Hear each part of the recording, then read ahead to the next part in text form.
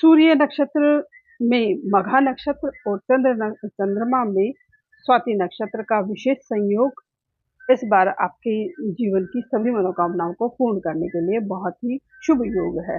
हर हर महादेव। दोस्तों, मैं नवनीता वशिष्ठ। जैसे कि मैंने बताया है, 17 तारीख से मघा नक्षत्र सूर्य के नक्षत्र में जा रहा है और स्वाति नक्षत्र चंद्रमा के नक्षत्र में जा रहा है। स्वाति नक्षत्र 2 दिन रहेगा, 18 और 19 तारीख को, और जो मघा नक्षत्र है वो 17 तारीख से नागपंचमी भी उस दिन है, तो अपने आप में शुभ ये बनता है। और 17 तारीख से 31 तारीख तक ये शुभ योग रहेगा जब मघा नक्षत्र रहेगा सूर्य के नक्षत्र में। जब सूर्य के नक्षत्र में मघा नक्षत्र होता है तो इस नक्षत्र में विशेष रूप से जब आप बारिश का जल संचित करके रखते हैं और उस जल से आप पूजा पाठ पठन मतलब वो अपने आप में इतना पावरफुल है कि जैसे आपने 1000 गंगाओं का जल एक जगह पे इकट्ठा कर लिया है, या जितनी भी हमारे भारतवर्ष में नदियां बह रही हैं, पवित्र नदियां हैं, उन सभी नदियों का जल आपने एक जगह इकट्ठा कर लिया है। इतना पवित्र और इतना मैजिकल ये जल है। इस मैजिकल जल से बहुत सारे पूजन पाठन, तंत्र मंत्र, मारण उच्चाटन किए जाते हैं। लेकिन मैं जो आपको बता रही हूँ, 17 तारीख से 31 तारीख के बीच में अगर बारिश होती है तो उस जल को आपको जरूर स्टोर करके रखना चाहिए। वो कितनी भी क्वांटिटी में हो, वो आपके ऊपर डिपेंड करता है।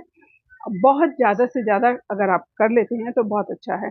अब इसमें आपको क्या करना है, कांच की बोतल में इसको भर के रख लेनी, या कोई धातु का बर्तन आपके पास हो, जैसे चांदी का बर्तन है तो उसमें भर के रख लीजिए, वरना कांच की बोतल सफिशिएंट रहती है।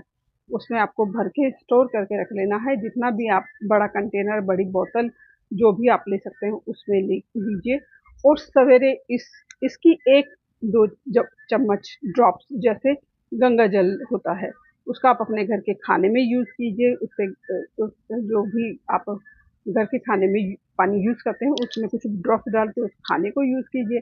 अपने घर में छिड़काव कीजिए। अपने घर के प्रत्येक सदस्य को उसका आचमन कराइए।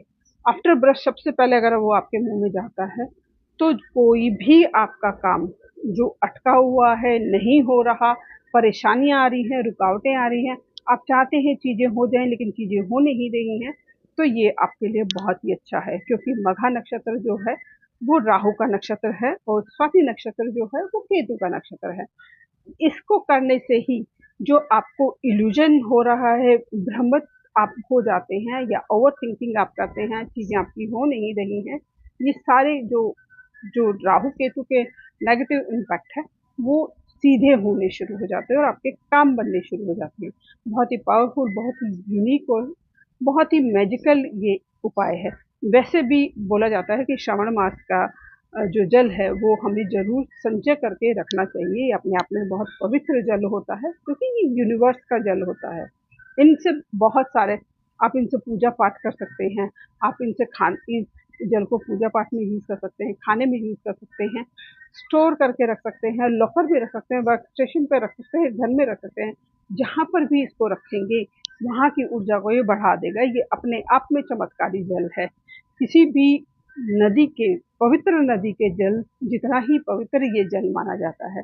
आप इसको सिद्ध करके भी किसी को दे सकते हैं, सिद्ध करके इसका आचमन करा सकते हैं। घर में कोई बीमारी है, बहुत दिनों से कोई बीमार है घर में और बीमारी का कोई पता नहीं चल रहा है और बीमारी का कोई सोल्यूशन भी नहीं मिल रहा, टेस्ट कराए तो टेस्ट भी नॉर्मल आ रहे हैं, तो भी आप उस रोगी को ये जल पिलाते हैं तो अपने आप में वो हील होना शुरू हो जाता है। बहुत ही पावरफुल, बहुत ही सटीक ये जल है और ये उपाय अपने आप में ही बहुत मैजिकल उपाय है।